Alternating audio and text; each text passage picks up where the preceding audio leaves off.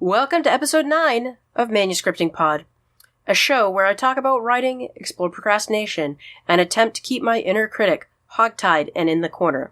In this episode, I'm discussing the end of my current novel, and what that feels like. In terms of excitement, I spent the first 3 days of this week sick and mostly asleep. Despite the fact that I was asleep most of the time, I would basically wake up, throw laundry in, write for 25 minutes, go back to sleep, wake up, switch laundry over, write for another 25 minutes. I got 3 to 4 writing sessions per day, and I'll talk about what I found during those writing sessions and what happens when I write for longer per day. I didn't get any reading done because my eyes hurt so much from being sick. I couldn't stare at a screen for long periods of time. I couldn't stare at words for a long period. Mostly when I'm writing, I'm not looking at the screen, but that's beside the point. What I did do was I did do some reading online, and people were posting stuff like Seanan McGuire's advice via the Patreon blog, which is a fabulous article, and I'll link it in the show notes. It's really, really good. In terms of the main topic, when I first started writing up the show notes for this episode, I was approaching the end of my current work in progress.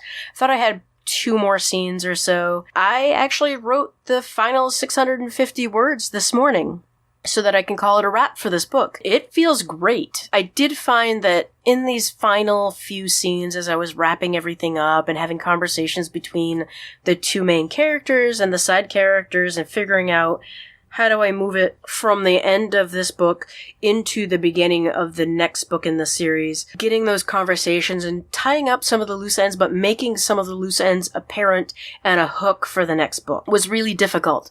Also, figuring out how to get my 2 main characters who were at odds at the end of the previous scenes to work out their issue was difficult. And then on top of that, I added a set of scenes that really, they don't work quite yet. I have to add some foreshadowing in. There are a lot of things that I'm realizing as I've wrapped this up that I need to do. But writing those difficult sections of the book, I had this feeling like, this is a trash fire and I need to throw it away. And I kept having those feelings. I'd write a crappy scene. And, I think part of this had to do with the fact that I didn't feel good going into my time away. I was starting to get sick. When I finally did get to Maine, I got really sick. And I think part of what's going on is I need to listen to what my body is saying and take care of myself. And I'll get into that during the check-in as well. So what I do at this point is I go through each of my separate documents. Each of my documents is about 12,000 to 15,000 words long. I go through and I look for just basic spelling errors and things like that. I use Grammarly. I have that go through in Google Doc. I make sure everything's relatively clean in terms of major typos and whatnot. I don't look for major grammatical errors, just typos, because I don't like reading them. So I go through, I do that, and then I merge all of the documents into one massive document. Right now I've hit about 50,000 words in my doc, it's over 50,000 words. And I'm probably thinking I'm going to add another 10 to 15,000 words to it over the course of this first edit. I am a spare writer. I tend to leave out a lot of details. Like, I know in my head that my main character has dark, curly, brown hair. The other main character has long, straight black hair. I don't think I described that anywhere in the novel. So I know I need to go back through and I need to add those sensory details that I leave out. I also need to add in a lot of details about the setting. I have the basics in there, the idea of everything. But I need to go in and add a lot of that. The other thing that I'm going to be doing is I'm going to look for areas that are incongruent with the rest of the story. Does my dark curly-haired protagonist end up somewhere with red hair? I don't know. I need to go through and read and make sure she doesn't. I think that I may have left out a scene. I think I also need to delete a scene because I think I reveal too quickly in the novel that someone has been transformed. And this is going into fantasy, sci-fi stuff that many of you won't really care about. But I think I reveal that too soon, and I need to drag that out a little bit until the end of the novel. And that's going to add into more of the mystery for the next novel in the series.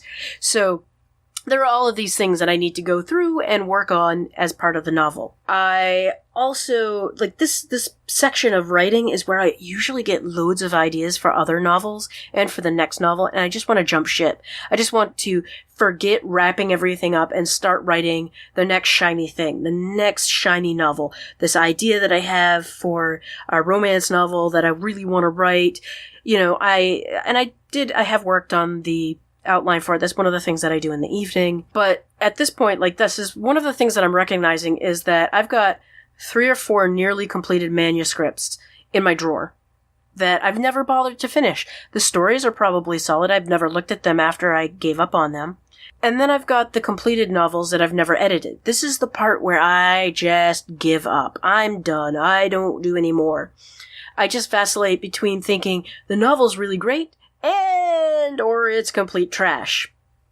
You know, and I think part of that feeling like this is complete trash is that so much of these scenes in the tail end of a novel are tough to write because you are looking back through your novel, or I'm looking back through my novel, and I'm exploring all of these really difficult things, and I'm trying to tie them up. I'm trying to bring them to a point where it's an interesting conflict and it's an interesting story. But part of me just really, throughout all of this, has wanted to abandon it, move on to the next shiny thing, start working on that nano novel I've outlined. You know, there are all of these things that I go through towards this part of the novel, and generally speaking, I often give up. I have more nearly completed manuscripts or nearly completed novels than I do completed novels. And despite the fact that I've gone through this editing phase on several occasions, I've never come to a point with a novel where I've been happy enough with it that I would let anyone look at it. Not even my wife.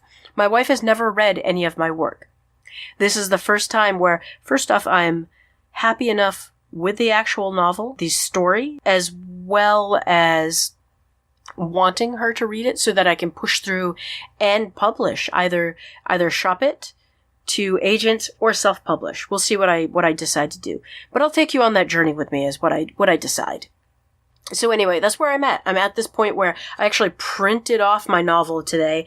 I did a cover page, 190 pages of paper. On the back side of each page, I put some dot grid paper from Gridsley.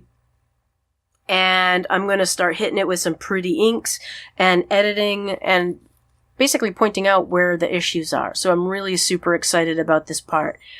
And it's the first time where I've been really excited about this editing part. I usually enjoy editing to a point. I really enjoy beta reading, which I think is a whole other episode. So I'm looking forward to this. Is this going to make sense? Is the story going to work? Am I going to have to abandon it and rewrite it entirely? We will find out over the next couple of weeks. The check-in. This week I've worked 7 out of 7 days. While I was sick, I was able to do 3 or 4 25-minute sessions each day, really push my word count up, and drove the story towards its end. I'm averaging over 500 words in the first session. When I'm able to do 3 sessions across a day, my word count for the third session jumps up to over 700 words. There is something about putting in more time in the chair that really pushes that word count forward. I think part of it, if I might just delve into speculation here, is that I'm getting into a flow state. I know what's going to happen next. I'm thinking ahead. And when I think ahead and actually think about what is going to happen in the next scene, the word count just jumps up drastically. And that's really, it's a cool observation. Unfortunately, I am just not going to have time most of my life to do more than one 25-minute session a day. There may be times, like when I was sick and on weekends, where I can do 3 to 4 writing sessions at a time, but that's not a realistic amount of time for me at this point in my life to do. It's just not going to happen. I wish it were. I wish it were something that was going to happen. According to my corrected tracker, I'm at just over 50,000. I think it's 50,500 and something words for this work in progress. When I finish the first edit, adding in the details and the moving parts, I'll probably be at over 60,000 words, possibly closer to 70,000. I am a spare writer, as I talked about in the beginning. I like to get the ideas down, and I figure I will add in the details later, which works. Rather get you have to have something down to edit it. So I've now completed 8 weeks of dedicated writing schedule time. I'm finding I really like it. It really works for me to get up 30 minutes early and write while I drink my coffee. That said, when I was not feeling great, and the couple of days leading up to getting sick, I should have listened to my body and taken those days off. I have the 2 built-in days. There are times when I could do 5 out of 7 days.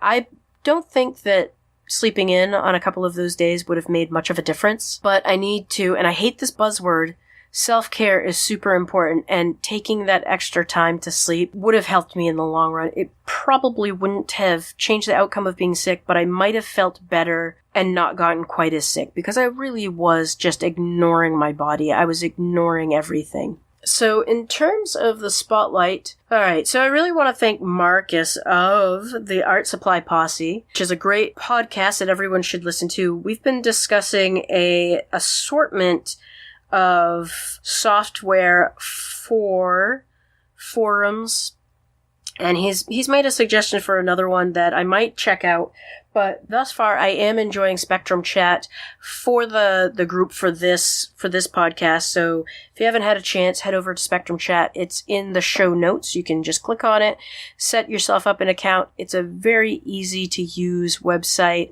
I really like how it works. This week's pod image is one I created. If you'd like to have your image as the week's pod image, label your pick with the hashtag ManuscriptingPod on Instagram. Every week I'll go through and pick one, and if I pick yours, I'll send you a PM and give you a shout out on the podcast. I would like to shout out to the folks who've already been so supportive of this podcast and people who are following along with their writing. Justin from the salon and Christine from the Facebook group. I'm really enjoying seeing you guys post about writing and working in small chunks of time, small chunks of words. I really like that. And Christine, I particularly appreciate the fact that you are doing your outlines and whatnot. It gives me the feeling that I can also work on my outline instead of doing the actual writing. So all of this part of writing is valid. I like that. I like the idea that outlining is as valid as writing the words. It's a necessary step. So anyway, if you would like to show your support for the show, head on over to your favorite location and leave a review. If you've left a review, you don't want to engage with Apple, share the show on your favorite social media location. If you want to support me via Ko-fi, you can find the Ko-fi link down in the show notes. You can also follow me on a variety of social media settings. I'm Original LC Harper on most locations. You can find the site over at manuscriptingpod.com. Thank you for listening. I really appreciate it, and I hope that you are getting your words in, or you're outlining, and you're getting ready for NaNoWriMo. I know I am. Thanks. Bye.